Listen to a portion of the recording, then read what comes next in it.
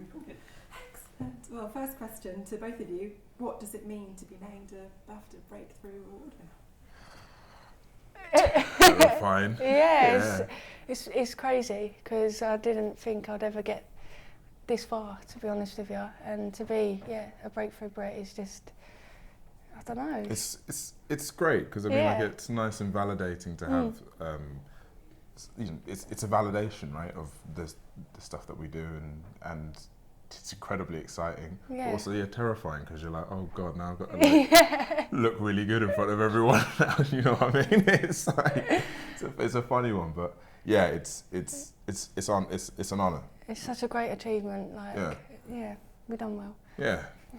For your first acting role. I know. I know it's easy for some, isn't it? Like rocks up and does it. Yeah, well, what can I say? Yeah, for my first movie, first role, it's just incredible. I haven't really got much to say about it. I'm just more excited to even be here, to be honest with you. So. And Biffers as well? Yeah, I'm nominated for 2 Biffers, for the Best Newcomer and the Best Actress.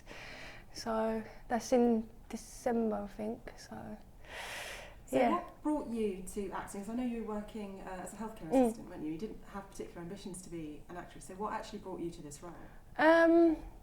Well, my director was looking for someone with real scars to play this character. And she interviewed a load of burn survivors, and in her words, they weren't great as actors and actresses. She just come across my story online. I was in a fire when I was a kid, and it was very highly publicised at the time. And she emailed me, and in the beginning I didn't want to do it because I thought it was a scam, and I was just like, no. And then the casting director called me on an unknown number one day, and we got talking. I met up with her, and my director flew over from Amsterdam because that's where she lives. And we made a movie. And how did you feel about exploring the themes of the movie on camera? Did that? The storyline itself is quite similar to my own experiences. My character, she was involved in an acid attack, but I was in a fire. But having a burn is treated the same, whether it's hot water, acid or fire. The same looks, the same name calling, and in the film there was quite a lot of personal aspects in it, so like she wanted to do close-ups on my scars, and I actually did cry on set, and I said, why do you want to be so close to me? Because I've covered and hid my scars for nearly 16 years, and now the whole world's going to see it. And I think it wasn't until the day I actually see the film for the first time I realised that I'm no different to anyone else. And the attitude I've got now is, if you don't like it, don't look at it. So cathartic in the end. Yeah, it saved my life, because without doing this film I don't really know where I would have been, because I was in such a dark place before that. But it's just amazing how I've gone from so low to so high. Yeah. Well, that's something I was interested in for both of you actually, is what impact does the process of acting actually have on your life? I know you've been doing it for a little while. Yeah. And also, before I ask you that question, you've been nominated for Assassin's Creed for the game side of things as well. Yeah. So how is this on a sort of stand out and is special? Oh, how this is stand out. Yeah, Sorry, I'm literally just I was just amazed at that story. That really that was really beautiful. Sorry, you have to repeat the question again. That's okay. It was a very convoluted question. Given you've been honoured or nominated by BAFTA before for like a different aspect of the career, how does this honour stand out for you? Oh, I mean, I feel like I'm being now recognised for the film and TV aspect, but also just generally as a whole. Because I know BAFTA recognise games, film, TV, and it's something that's really quite unique and special about BAFTA. So to then now be recognised actually just generally as an actor, rather than as a, even though I was a performance artist when it came to Assassin's Creed Origins, just to be recognised on such a scale now is really, again, beautiful and different in the sense that now I feel like I can bleed the mediums into one and be seen as just, rather than just as a voice actor or a TV actor or a film actor, I'm just an actor, which does all these mediums. So that's quite exciting. And I feel like with this program as well, it will give me access to people in all the different areas which specialise in either video games or TV or film, and I'll be able to talk to them about just my experience, because I feel like, again, my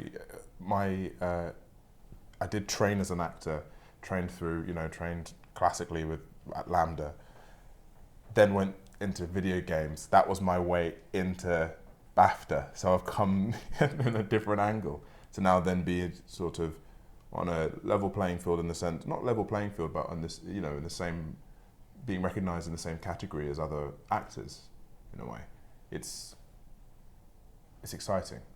And what led you to want to do the training in the first place? What was your path to wanting to be an actor when you were small? Through video games. So because I grew up not really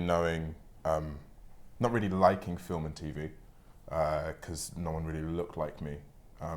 And as a kid, I just played quite a lot of games, and I fell in love with the storytelling through that medium, because it's interactive, it's active, right? So it's one of those things where, and also because I grew up in a predominantly white area, it was just, I kind of felt a bit alien. So then I'm playing these characters who look nothing like me, of course, but I'm still going through their journey, playing them and exploring this thing with them, almost, be it like playing an alien or an orc or whatever. So there was just more of a connection that way.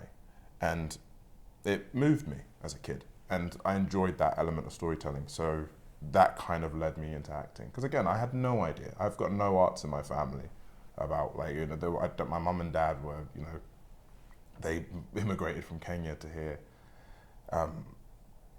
No one was involved in the arts. So it was just sort of through video games that the love of storytelling and acting kind of came through. But I didn't know that you could be a voice actor until much later down the line. I just thought you just play.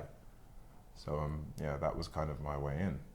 And now you're working with Vicky Scott. Oh my God, yeah, it's quite quite a weird one. Same guy who did Gladiator. I mean, it's one of those things where I remember seeing his films and being like, this is so cool, and even American Gangster, and being like, this is amazing. And then when you meet the guy, I remember it was a second round, and it was going to meet with Ridley, and he was going to tell me. Basically, I thought we were going to be doing a reading, but he was actually going to tell me about the character and everything and all this sort of stuff. So I'm just nervous as how we're going to meet this incredible genius. I rock up in the room and he's just a standard cool guy. He's just really, really lovely, just sort of down to earth, no ego, no bravado, just an artist, right? It's just like us, and it's just it was just incredible.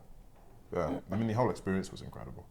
And what can you tell us about Raised by Wolves and your role in it? Oh, well, I play one of the androids opposite Amanda Collin, who plays Mother. So I play Father, and we are sent to a distant planet to raise children because Earth is destroyed because of a religious war. And I am Father in every sense of the way. There's tons of dad jokes. Sort of all sorts of mad sort of exploration of what it means to be a father in that environment, especially as an android raising children, human children as an android. It's exciting. It's crazy. I don't want to say too much, otherwise I would have to kill everyone in this room, which I don't want to do. So but it's good. It's like sci-fi, but really that's just almost like an extra element. It's just about family and people and emotions and relationships, which is what's really exciting about the show. Now you've had really quite different paths to this spot here. What's the best advice that you've been given on the way when it comes to acting and just living your life as an actor? I don't know, I think the best advice I've been given is don't give up, really, which I've tried not to, because otherwise I wouldn't have made the movie, but yeah, don't give up and just be yourself. Go for it. And that's the advice I can give to people as well, is just go for it, do it, and you will achieve at the end of it. So I'll say if you're happy with the idea of living off beans and toast for the rest of your life, go for it. And looking at favourite actors and actresses that have already had a successful long career, career, especially, would you like to emulate?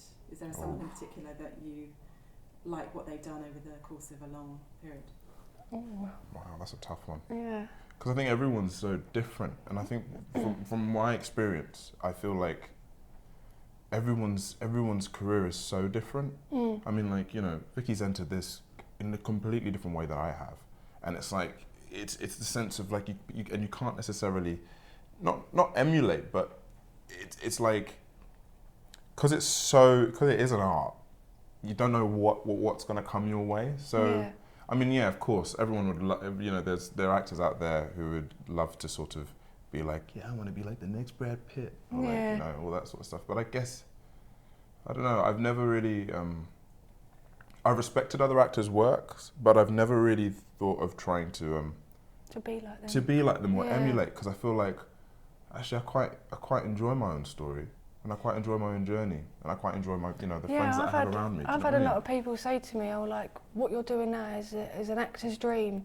The way I've got into it and the nominations I've had quite a few people say that. So, you know, oh, I've been an actress for, I don't know, 10 years, and I've never got as successful as you. And I'm like, well, you ain't me. You know what I mean? It's like it's so different. It's so different, and I feel like, you know, it's. Just one of them things. Yeah. Like, I feel like that's the one thing that's really kind of, actually going back on the whole advice thing, that's the one thing that's kind of kept me sane. It's the sense that, you know, I've been so aware of my own journey and just focusing on my own journey, because I know that as soon as I start looking at other people's journeys, especially my peers, you could lose yourself, because you can begin thinking and feeling like, oh, I wish I was like that person, or doing that job, or I could do a better job than them, because at the end of the day, it's like, that's not your story to tell, you know? So even in terms of what aspects you'd like to juggle, I mean, I know you're interested in photography, you're interested in writing, and you've got the games. And yeah, I mean, like, yeah, for me, like, yeah, I'm all about telling stories. So like my ultimate goal or aim, which I'm going towards, is to produce my own content, start writing my own content, and start working with people that I enjoy. That's ultimately it, right? So, yeah, I feel like I think that's just natural, in the sense of, like, you know, we're just artists by nature, so we're gonna find and dabble, and the more you get involved in the industry, the more you feel confident in how it works and how the system works, and being able to have your voice heard in many different ways, shapes and forms, you know? Is there an ideal filmmaker or another actor that you'd like to work with? Oh. I've worked with Lynn Ramsey. I did a short film with her, and she was amazing, absolutely amazing. I would love to work with her again. But no, I don't. I can't really think. Like Steve McQueen, maybe? Yeah. Yeah. I think any opportunity that's going to come my way, I just want to grab it with two hands and go for it, and show people that I am more than just my scars, you know. And I want that stigma to end. Just because I've got scars, I can't play a certain character. But we'll see. I mean, yeah, if just being here is just. It's great, isn't it? I know, right? That's great. Thank you so much. Thank you. Thank you.